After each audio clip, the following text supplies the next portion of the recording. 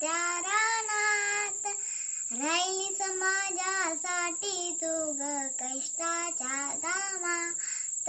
कधी मिळेन मुठभर घास, कधी घरेन तुला उपवास.